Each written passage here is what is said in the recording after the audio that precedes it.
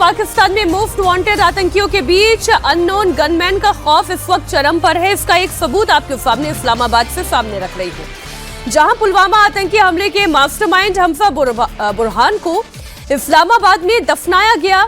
इस दौरान नमाज जनाजा में टॉप मोस्ट आतंकी कड़ी सुरक्षा के बीच पहुंचे।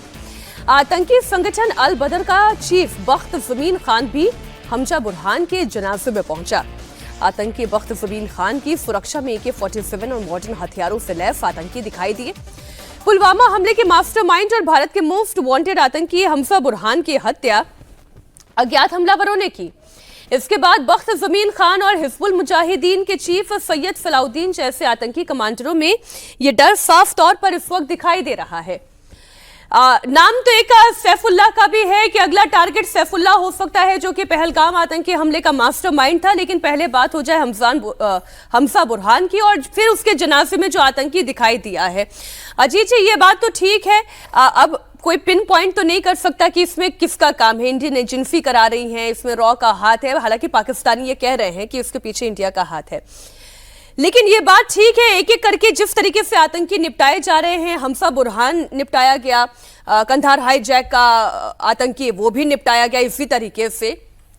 जनाजे में आतंकी AK-47 की सुरक्षा के बीच में जा रहे हैं। पाकिस्तान की सरकार को ये दिखाई नहीं दे रहा। ये हम लोगों ने देखा जब पिछला जो अटैक हुआ था ऑपरेशन सिंदूर के दौरान, जब ये भारतीय सेना ने अनाउंस किया कि रात में मारा गया है वहां, और मुजफ्फराबाद में अटैक हुआ, और वहां के जो जैश का जो संस्थापक है मसूद अजहर, उसके परिवार के लोग मारे गए हैं, पूरा परिवार ही एक तरह से खत्म हो जाने की खबरें आई। तब भी हम लोगों ने देखा कि उस आतंकवादियों का जनाजा निकला और उसमें पाकिस्तानी सेना के टॉप अधिकारी थे।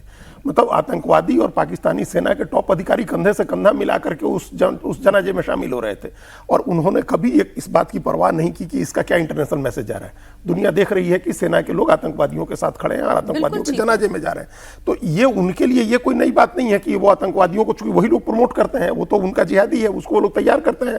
भारत के खिलाफ जो प्रॉक्सी वार पाकिस्तान ने और पाकिस्तान की खुफिया एजेंसी ISI ने छेड़ रखी है, उसमें ये लोग टूल की भूमिका निभाते हैं। तो इसमें कोई ये लोग तो जाएंगे उनके साथ। असली ये जो बाद में आपने कहा कि जो ये अल बदर का ही था, ये जो मारा गया हमजा बुरहान, ये अल बदर का ही था। और इस तरह के कितने स्प्लिंटर्स ग्रुप, छोटे छोटे जो नॉन स्टेट एक्टर्स वहां तैयार हुए हैं। हम लोग तो लश्कर और जैश 2-4 इस तरह के 10-5 नाम जानते हैं, लेकिन ऐसे बहुत सारे समूह खड़े हो गए हैं जो रेजिस्टेंस का TRF को खड़ा किया। तो ये जो है, ये इस तरह की चीजें ये लोग कर रहे हैं। जो भय हुआ है, देखिए ये इसकी आलोचना होती है, हम ही लोग या पूरा देश के लोग इजराइल की इस बात के लिए तारीफ करते हैं ना कि उसने म्यूनिख में उसके लोगों को, जो फिल्में देखते हैं हम लोगों ने फिल्में देखी कि म्यूनिख में जिन लोगों ने मारा उन सबको खोज करके उन लोगों ने दुनिया के जिस हिस्से में थे मार डाला उन लोगों ने।